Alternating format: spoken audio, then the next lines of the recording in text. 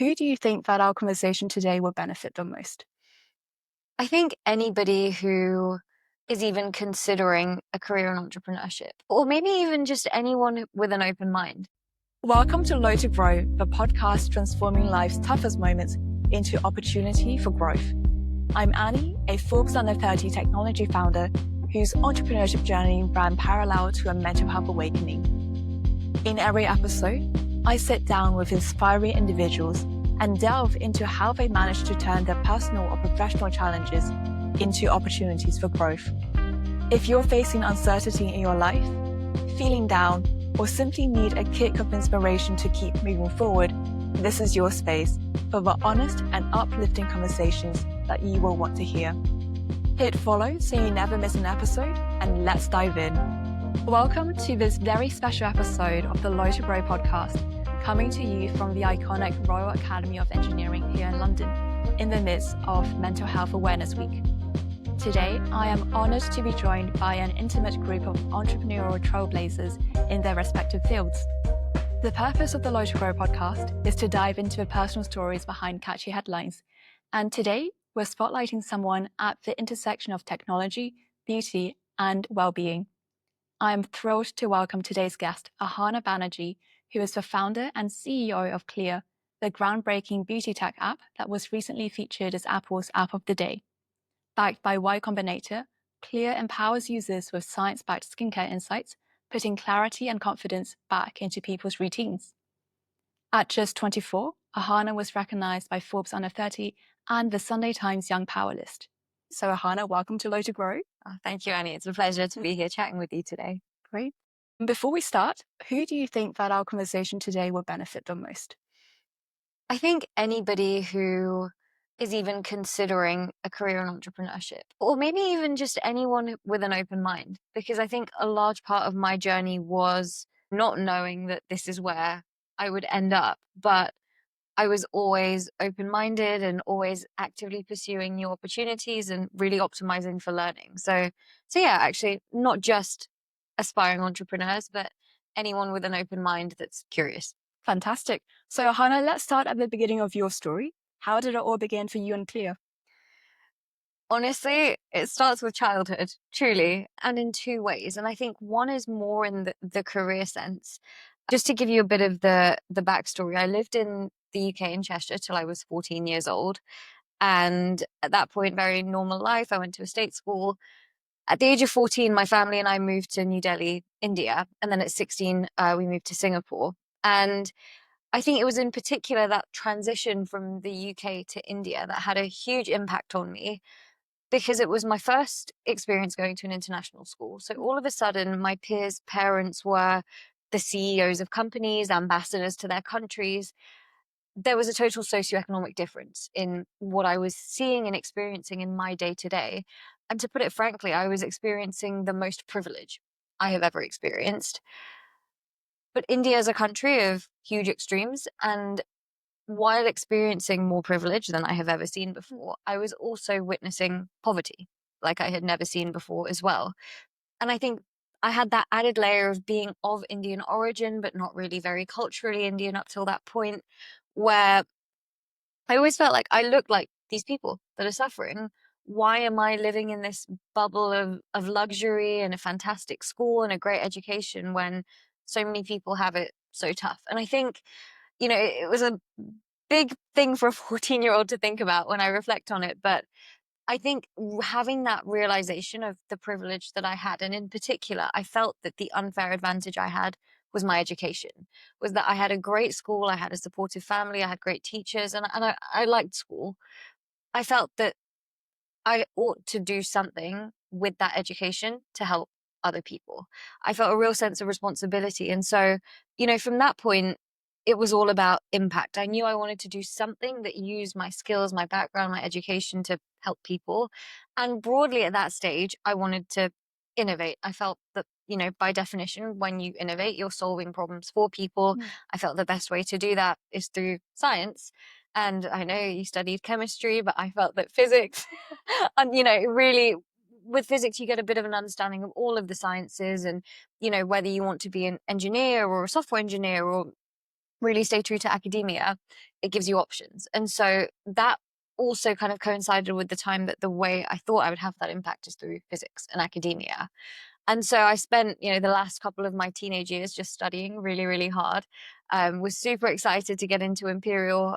My degree started in 2017, came to London from Singapore. Everything was on track. I was going to have that impact, use my education, all of that. And when I got to uni, it wasn't quite what I expected it to be. And we can dive more into it, but I think at a high level, I couldn't see myself pursuing academia. And so it was really out of feeling lost and having a bit of an existential crisis of, I don't think I can pursue this. And if it's not physics, what's it going to be? Or I just started applying for any and every internship. I did internships in software engineering, in investment banking. I was applying to consulting companies, hedge funds, asset managers, literally whatever jobs were out there. I was just trying to learn about.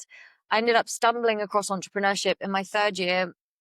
That was another big turning point for me, where it was the first job that I felt allowed me to kind of fully be me. It was the first job that I got to learn about the technical side and got to write code, but also, I love business and people and kind of explore that side of things as well. But it was also the first job that I could so directly see the impact of my work. And I think that really, again, is why it was such a pivotal moment. And I realized at the age of 20, that's what I want to do. The challenge was, well, how do you go from idea to reality, which is where Y-Combinator came in. I applied during my final year and they ended up investing in Clear when it was a 4-day-old idea. And that's what enabled me to start the company. And just very, very quickly on Clear itself, as you mentioned, we're a beauty tech company. We help consumers figure out which skincare products to use and whether they're actually working. And I very much started the company because of my own issues with cystic acne. I've had very bad acne since about the age of 11. And, it was just a constant cycles of hope and disappointment, trying different things. It was made worse by the fact that I moved countries growing up during my teenage years because different doctors and different medical systems wouldn't have my records. They didn't know if what I was using was working or not. It was just a whole mess. And I thought to myself, I have an app to track my period, my diet, my fitness. Why do I have 30 Excel spreadsheets tracking my skincare routine? So, I think it's a very personal mission that I'm solving, but more broadly, as far as how did I end up here? I never thought that I would be an entrepreneur, but one thing led to another, and it's my dream job, and I feel very lucky that I get to do this today. Well, I'm sure that we're all very glad that you made that app Clear. I have friends who have mentioned Clear to me, and it's actually made a really big impact on their life and also their self-esteem, especially if they live, say, in the Western world, but they have more Asian skin types. Mm-hmm. And I think it's really important, the types of data that you're gathering for people and also the type of insights that you're able to give as well. Mm-hmm. And it was so beautiful hearing you recount your childhood and how that inspired you to want to make good social impact as well as making a company. You made it sound really easy. Was it always that easy? What were some challenges at the beginning? No part of this journey has been easy. Well, number one was actually being able to take the jump. I think that part is often overlooked. And I think a lot of the time there's also a bit of shame around aspiring founders or founders who have an idea but can't commit to it full time. If they're not willing to leave their job or drop out of their degree, I've heard investors say that that's a red flag because they're not sufficiently committed. But I think, that comes from, again, I'm going to use the word privilege, such a place of privilege. If you can afford for your company to fail, and let's be very honest, most startups do, then by all means take the risk, right? If financially you can afford to not have a job, risk everything. I wasn't in that position. And so, the thing that I lacked when I was 20 years old was capital. And so even though I knew from that first startup job that I did that this is what I wanted for the long haul, I wanted to start something of my own, I didn't think that raising capital as an undergrad was a realistic option for me. I didn't know any investors. I don't come from a family of entrepreneurs or anything like that. But I'd done all these internships and I knew, okay, I can get a reasonably well-paying job. That's how I can acquire money. I can take my graduate job, I can work for a few years, I can save up, and that will be my seed funding. And so that was my career plan. I secured my finance graduate schemes. I was happy, parents were happy. And it was only in 2021 when COVID hit that I found myself with more free time. All of my societies at uni were cancelled. And I just thought, why not start working on something now? It'll just be a learning experience. I'm still expecting to finish my degree, take my grad job, etc. But I think, the thing that I'm really proud of myself for doing, and I did this when it came to internships and, at this stage with fundraising, and even today, I've always applied for everything and been quite fearless when it comes to failure and rejection. And I have therefore experienced more failure and rejection than I think most people would be willing to go through. So I must have applied to about 200 funding opportunities during COVID. I couldn't get a meeting with an investor. Y-Combinator has a standard online application. You don't need to know somebody for them to read your application. And in the end, that one application that I filled out, really not expecting anything out of, is the one that materialized. But when YC wanted to invest, it was contingent on me leaving my degree and working on the company full time. And even at that point, yes, it's YC, but that is also a big risk for someone to take because, again, what if it fails? And most companies do. And I was in a position where I had to be financially independent when I finished university. So, a headline story of just like leave the degree, like turn down the graduate jobs, jumped into building a startup actually isn't completely accurate to what happened in my case. Because to tell the honest truth, I could not afford to take that risk. I had to get myself in a position where I was comfortable with it. And so what I did is with my degree, I had very luckily and fortunately done an optional bachelor's thesis in my third year, which meant that I had fulfilled a bachelor's requirements instead of the integrated master's. So I was able to get a degree out of university instead of losing 3.5 years of work. But then when it came to the graduate jobs as well, I had these two amazing job offers and I ended up being a little bit naughty and playing some games with both employers. But in the end, they both gave me 2-year deferrals. So what it meant is I could leave my degree. I would still have a degree. I could try the company for 2 years. And if it didn't work, I go back to actually what was my plan A, and I work in finance for a few years. I save up and I start a bit later. I don't want to make it sound like overly calculated, but it was. I only take measured risks. And I don't believe that to succeed, you have to take massive, crazy swings and put all your eggs in one basket. My approach is very methodical and very sort of step by step. And I think that was the first thing of just getting my ducks in a row, so to speak, so that I could even make this my full-time job.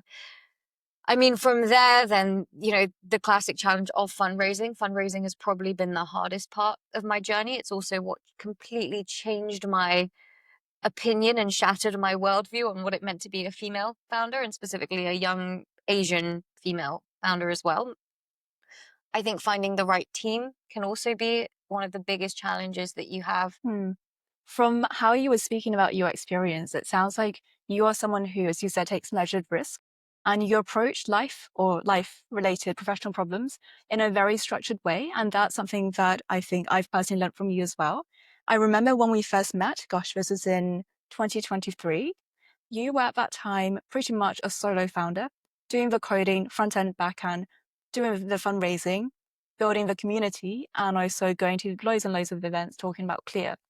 Tell us a bit more about your experience of finding the right co-founder for Clear. Technically, I don't have a co-founder. So my CTO is a CTO. It was a very wacky experience in the sense of, I think, again, if I step back by one step, my leadership style is such that I like to try everything myself. Not because I'm great at everything. In fact, I'm not great at everything, but I am good enough at everything. And I believe that when I've got some more experience with a particular area, it makes me better at hiring. For example, if I have touched the code myself, I know where the janky bits are, I know what the challenges are. And when I am then interviewing for candidates, firstly, I know how to code, which helps tremendously in the technical part of the screening. But also, I know what to look for as far as what are my shortcomings and where do I need to patch those. And so, that was the first really important hire that I had to make. And I'll be honest, I made many, many errors in hiring software engineers. My now CTO, who's been with the company from about a year in, I found him on Reddit. And the way we connected was through the Rust hiring platform, because our backend is built in Rust. And at the time, and at that stage, the only Rust jobs were really at AWS or at crypto companies. And so if you didn't want to work at a crypto company or at Amazon, it was slim pickings, and a skincare app had to do. So, we'd always get quite a lot of applicants. But what was interesting about Charles is that he and I were very similar as far as our educational background. So he also studied physics at Imperial, but he's 5 years older. So we never actually crossed paths when we were at uni, and he moved to South Korea basically as soon as he graduated.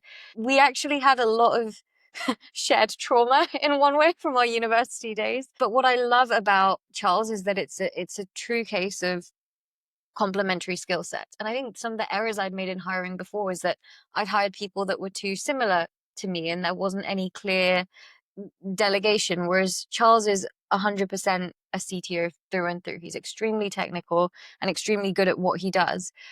But I think what has made us such an effective team, and it is just Charles and I, we're just a team of two full time.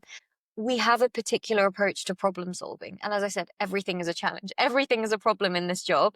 But when you're aligned on how to solve them or how to go about solving problems, and both of us take a very first principles physicist approach, we're very methodical in how we do things, and we run the company like a science experiment. Whenever there's a business question or a product question of, why are people churning at this stage of the onboarding, we move very quickly because there's just two of us. There's no things getting lost in communication. We run the experiment, we look at the data, and we act quickly. And I think that's how we've been able to make so much progress in a short amount of time. And I think the other side of it is also just the interpersonal trust side of things. I'm a very transparent and forthcoming leader. So, when someone joins the team, I have no issue showing them how much cash we have in the bank, exactly what our runway is. And I know not every CEO approaches their company that way, and that's completely fine. But my company is called Clear, so I do like to lead with transparency. And I think having such a deep sense of trust has also made us both feel like we can talk about what we really want out of this. Career wise, we make sure that even though he's in South Korea, I'm in the UK, we speak every single day. We have a Zoom call. We make sure that every 2 weeks we block time for a deep dive one-on-one, not to chat about the day-to-day, stand up, whatever, but actually, how are we feeling? What are the high level goals? Are we both getting what we want out of this? And I think making space for those kinds of conversations as well builds even more trust, and has made for a really great working relationship. So I feel really lucky that I found him. I don't know how. I still think though that it's very hard to find people, because this is one case where there was a lot of trial and error, and I got it wrong more than I got it right. It's one of the biggest reasons companies don't work is co-founder dispute and fallout. And I think almost like with personal relationships, it's very hard to predict what will lead to a good match. I think the only real insight that I have from it is values alignment. And although Charles and I are very different people as far as maybe our interests or our hobbies or what we talk about at the pub, I don't think you'd find either of us in a pub to begin with. But you know, I think we both fundamentally really care about learning. We're both very disciplined people, and we both like having the freedom to experiment and be creative and work hard as well. So I think because in that sense we are similar, that has really helped kind of build the kind of culture more broadly that I want to build. That's fantastic. I'm glad to hear that you're such a complimentary and trusting relationship with your CTO. That's very important. Yes. You alluded to a few trial and errors and some errors. Can you share, maybe one or two examples of where, you did make a mistake with hiring and what you learned from that? Yeah, I think I have swung too far on both, sometimes the optimizing for technical skills and not caring enough about the fit side. And I've also then swung too far the other way after having that learning, where I've cared too much about are they a great fit and the competency is not there. So I think, again, in the early days, because something that I was aware of, but also made aware of by external people, was my age and my years of experience, which were few at that point, especially. And so when it came to making the first software engineering hire, I thought I have to hire someone senior. That was just the thing in my mind. And it's so interesting being a young founder myself about the biases that I brought forward. I thought senior meant old. To put it very crudely, I thought I need someone that is older than I am, that has worked for many, many years. And one of the very early hires that I made was someone who, I think he was 60. So he had plenty of years of experience under his belt, a lovely person as well. But in this case, it was someone that had actually only worked in big companies, reputable, great name companies. But at that point, I didn't realize so much that actually sometimes if you have always worked in big companies, especially as an engineer, you don't actually have the skills to be completely self-sufficient. You need a lot more direction because you have never had to go from a user has randomly asked for this feature. We need to test it. We need to implement it. We need to do back end, front end, infrastructure, everything. And so I think, that was one aspect where I realized that I should not judge people on age. More years does not mean better or even relevant experience. And who am I, a 21-year-old of all people, to judge someone on age? That should absolutely not be a factor when it comes to hiring. I think another mistake that I made when it came to hiring was over indexing on education. And what I mean by that is the name of the university that somebody went to. And I think you fall into that trap. And especially when you've done internships in certain companies where that is part of their hiring flow and you're used to working with people from a very small pool of academic institutions. And what I very quickly learned is that the name of your university has little to no correlation to your actual competence in the workplace. So now, I mean, since then I've hired people who don't have a university degree, and it genuinely does not matter to me. Not to say, you can still have gone to a great uni and be competent, of course, but it's more that if you haven't gone to a great university, I really do not care. And just because you come from a great university, I also do not care. And so I think it's I've had a lot of learnings about what is actually important when making a hire. And just on the values point, then when I've swung the other way and over optimized for technical competence, but not cared enough about the fit and the value matching, the problems that that has caused from a more culture perspective around trust. We're a fully remote organization. And we were chatting earlier, I'm not a micromanager. And that's one of the kind of core values of Clear. I don't want to be, because I want people in my company to be there because they want to work and they want to contribute and they feel like they have the freedom to, not because I told them to do X, so they have to do X. That's not the kind of company I want to build. And how I build it is just as important as what we're building. And there was one hire in particular, and it was quite sad, where amazingly talented, but motivation issues, to put it quite frankly. And, when there isn't quite that cultural alignment, the end result is not good. It doesn't deliver the results that you need, even if they as an individual have the competence to do it. And so I think, after that, I had a huge learning where it felt quite corporate, but I very clearly defined, these are the company values. These are examples of how we, implement these values in our day to day. What are some questions I can ask in the interview process to actually grade these candidates against each value to see if they're the right fit? And what ended up happening from that was, it's not that a candidate is good or bad, but it genuinely was, are you the right fit for our company? And to just give you a quick example, our company is fully remote. If I'm interviewing someone and they tell me that they prefer to be in an office, that doesn't mean that they're a bad person. Obviously not, right? But it actually is a slight negative because we're a fully remote company. And I know that is how resentment starts to build up. If you need people around you to thrive every day and you're deep down not happy about that, it does have a huge impact on your happiness, your level of motivation and your commitment.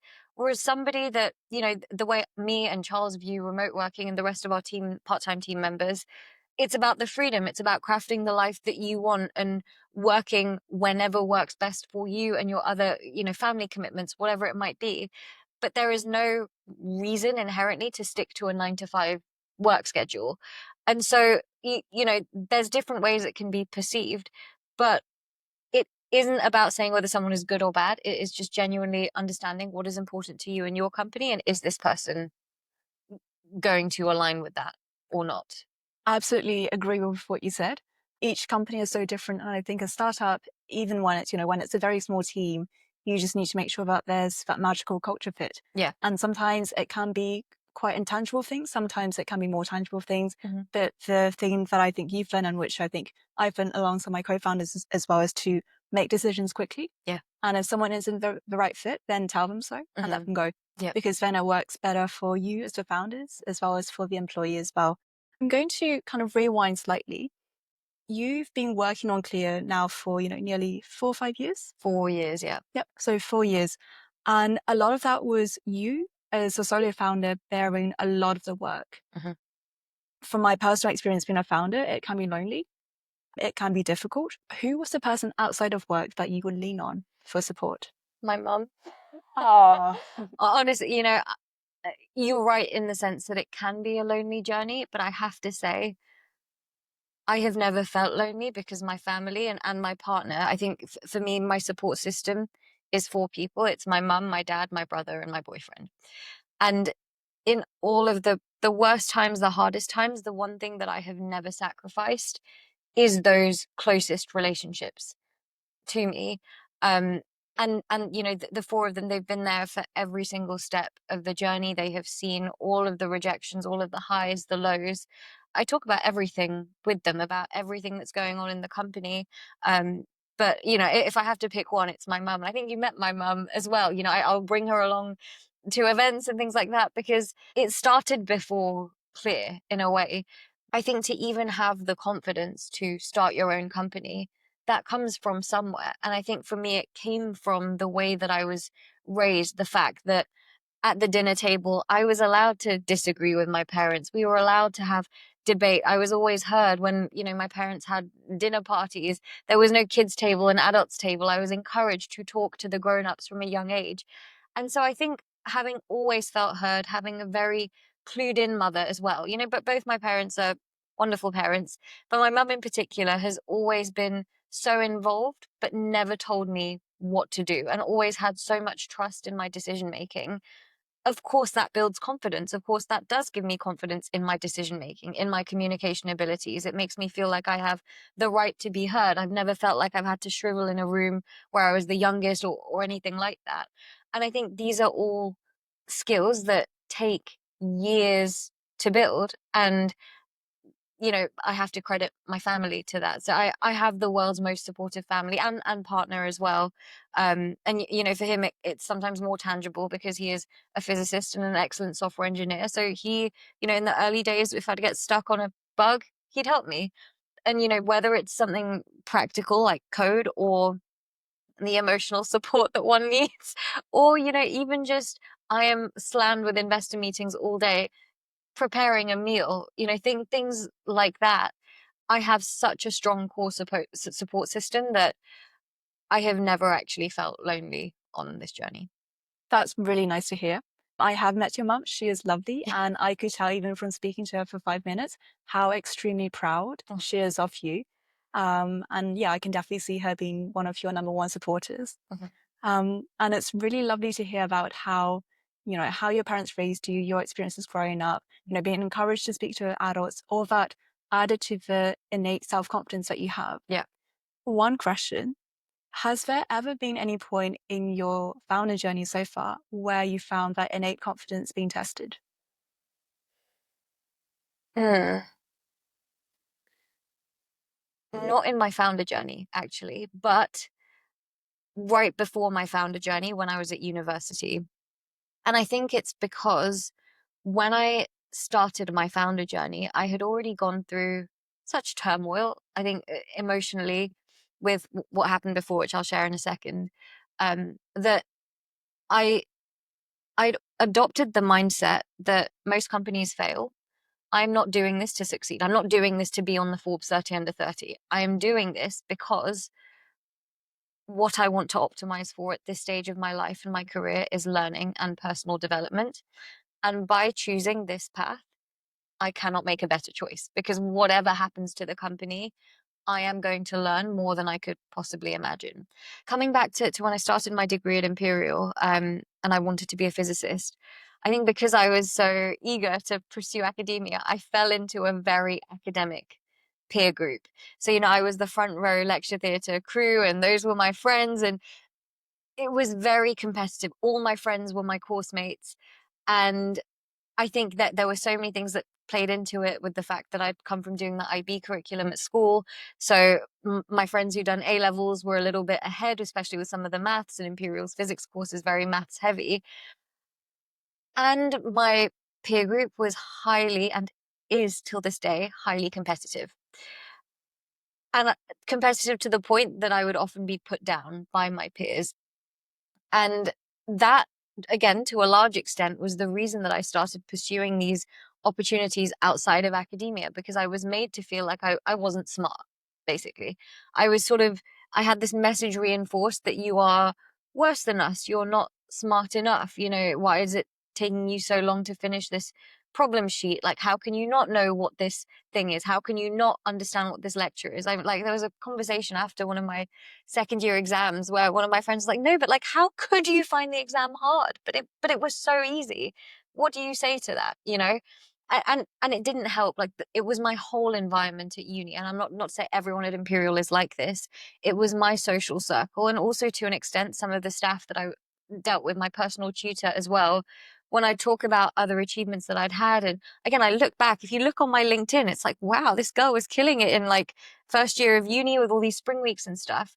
When I would tell my personal tutor about it, he'd be like, yeah, but why are your maths grades like this? So I was never congratulated on my achievements. If anything, I was actually told, you're only doing all these outside things because you're not good enough at physics. And so, I went from, in my first year, like, I was still me and fairly confident, hadn't fully been broken down yet. And I remember so distinctly, the first internship I did was the spring week at Morgan Stanley in the spring of my first year. And I converted that to the summer internship, which was the summer after my second year. So there was about a year and a half between the two.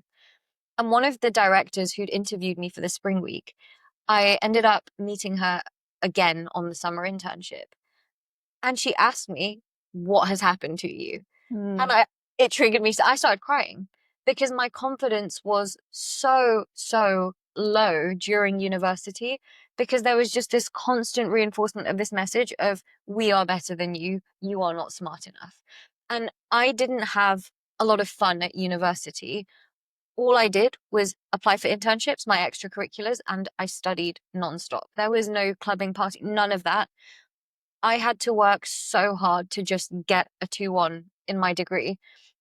All of my friends were dean's lists, etc. I didn't know anyone else that was on a 2-1. And just for that alone, I was made to feel terrible, and I felt like I was putting in more effort into my studies and not seeing the same results. And at that point, I think that the only metric by which I viewed success was grades, was literally where you ranked in the year. And it didn't help that the way the course was structured is, for certain tutorials, you would be ranked on your grades and put together in groups. So it's like everyone knows like where you stand in the year. That really affected my self-confidence.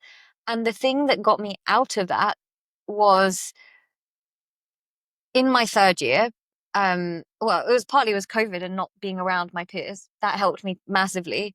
But the second thing was, and this isn't a nice thing to say, is, this whole time I'd been made to feel less than, like my skills were pointless. It didn't matter that I could do X, Y, Z. I'm not good at this degree, so what does it matter? It was when these very same people who had been putting me down for all these years started applying for internships, because they thought they were too smart, didn't need to do any of that. And then, graduation comes and they're like, oh, I need a job now. And the reason it's not nice to say is because it's a full on like Schadenfreude, but I saw them apply to internships and grad jobs that I had secured, and they couldn't. And this really confused me, because I was like, but they are superior to me. I put them on pedestals of like, how can they not achieve this? Like, why would this company take me over them? And suddenly, like, this kind of coincided with my entrepreneurial stuff starting to take off. And I realized that actually, like, my ability to sit a maths exam has no bearing on this area of success and how well I can do a user interview, or even my coding abilities, right? Like I've actually done more software engineering internships than these people, and I can build an app, a full stack product. So I started to realize that actually my skills are quite useful and are optimized for entrepreneurship, which is why it was such a sort of light bulb moment in my third year. I was like, oh my gosh, I found a job that plays to all of my strengths, because that was the opposite of my academic experience. And so it was sort of this like double whammy of, wait a second, other people value my skills more than these people who are smarter than me. Their IQ is higher, but the point is mine is high enough to get the job done and be good at what I'm doing. And so I think that is actually kind of what got my confidence back. And now I am extremely confident. And I think in a way you kind of have to be as a founder. You have to convince others to believe in you. That's going to be hard if you don't believe in yourself. And I do believe in myself. I had to go through that journey of kind of losing my confidence for a little bit to get to where I am now. Maybe if I'd have excelled in my degree, I would have never applied for any internships, and I would have never discovered entrepreneurship. So That would have great. been quite a huge loss. So I'm very glad that you went through all of that. Yeah. You know, I think that we actually had quite similar experiences at university. So you did physics, I did chemistry. I also, similarly to you, had to work very, very hard to get a 2-1. It wasn't easy. And I think when I was at Oxford, there was so much prestige in having very high marks in exams. Yeah. But I think I went to university always knowing that how well I did in an exam, in theory, isn't going to really impact how well my career is going to be, especially if I don't stick in research.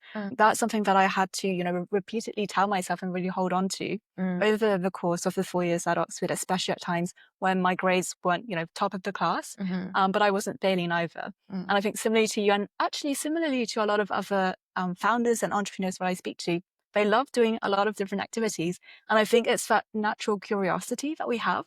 It may be more people-related activities or maybe organizational activities that draws people to entrepreneurship. And similarly to you, when you were speaking just now, I was thinking, gosh, this is exactly how I felt. Being a founder was the first time that I felt that all of my natural interests and skills can be put to use. Yeah. And I love it. Yeah. And it's something that, if I mentor students currently and they say, well, I'm not doing that great in my degree, although I was the highest performing person in my secondary school or in my high school. And then I say to them, but you're doing all of these other activities, and just take the time at university to explore what's available to you and then really do something that will allow yourself to learn afterwards. So I really, really love that. You're also one of the people that has a lot of accolades. If you had to describe yourself in one sentence to someone who doesn't know you, who doesn't know Clear, how would you introduce yourself? I would probably just use 2 words, and I would say disciplined and resilient. I think that is kind of me boiled down. I don't think that I am particularly, again, I think my IQ is high enough, but I've met people way smarter than I am. I'm not the smartest. I'm not the most talented in any one area, but I am way more disciplined and way more resilient and able to deal with failure, being bad at things, than your average person. And that has been the key to every success I've ever seen, whether in work or in life, fitness, sport, everything. And if, say, for one of our listeners, say there's someone who's perhaps still at school or going through university and they want to build up that resilience and that discipline, what are some practical tips that you could give to them? I think the most practical advice I can give is put yourself in positions of discomfort. Put yourself in uncomfortable situations, which is tough advice to take because it's no fun. And it's still not fun for me. I don't celebrate with every rejection I get. Of course not. It still feels horrible.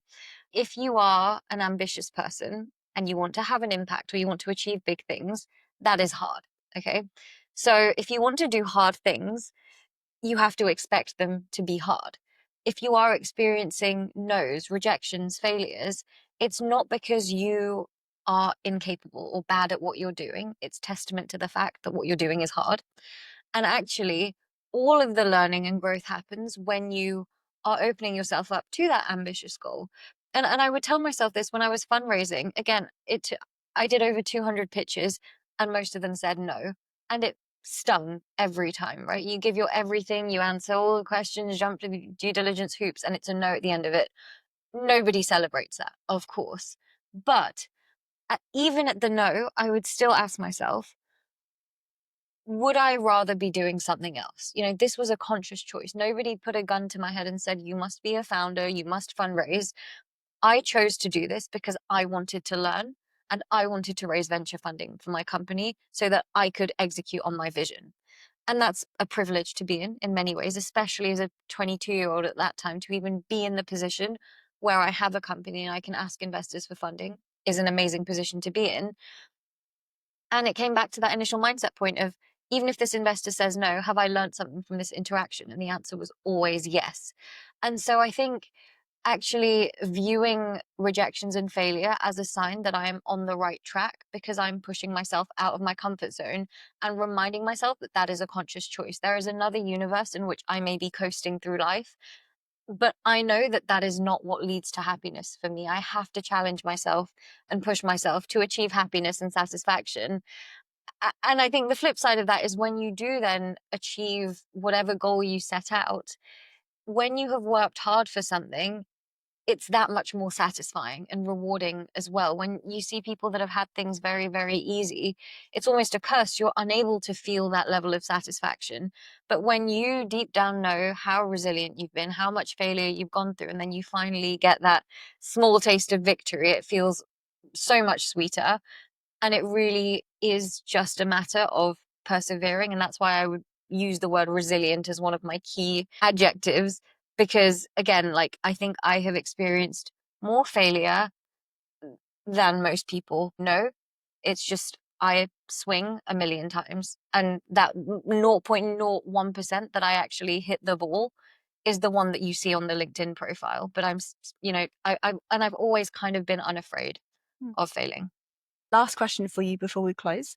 What is one thing that you believe will allow more people to have better mental health? I think taking the time to understand or to build self-awareness around your own value system. Everybody is different. Everyone has different life experiences that shape us in one way or the other. But so many of us get caught up in the day to day and, even in our own feelings. But if you haven't tried to understand yourself, almost like analyze yourself, like you're a psychology student, to just think, why do I feel this way? What is truly important to me and what matters?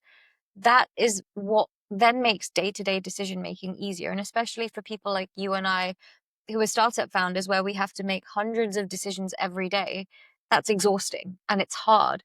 But when you know what your values are, what's important to you, and you have a framework to abide by, it makes it not only practically much easier to make decisions, but when it comes to saying yes or no to things, again, when you've got those guiding principles, it means that you're much more at peace with the decisions that you've made. It's not to say that it's a complete shield from dealing with anxiety or other mental health issues that might come up and often are triggered, especially by stressful situations like this. But I think it all starts with a level of self-awareness and just maybe asking yourself, what are the three most important things to me? And I can answer. The three most important to me are, number one, those closest relationships I mentioned. Number two is actually my health. And number three is my career and what I achieve. And those are my non-negotiables. What are my nice to haves? So, of course I like friends. Of course I like hanging out with people. I love music. I used to have a band in uni and in high school. I loved it, but I have also come to learn I can live without it. And I'm at the stage where days are busy. And if I have to make time for three things, it's going to be my loved ones, my fitness, sleep, whatever, and my work.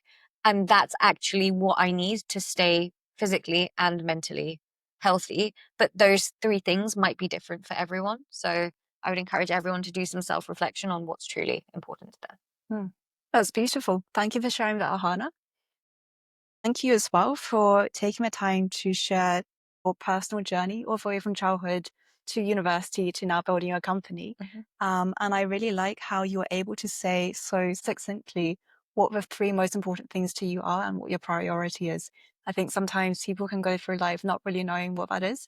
I think it takes a lot of discipline to be able to know what they are. So thank you for that. Thank you, Annie. A really, really interesting conversation. I appreciate you having me on to chat about all these things.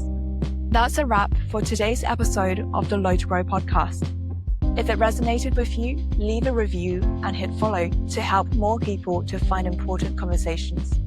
Keep growing and see you next time.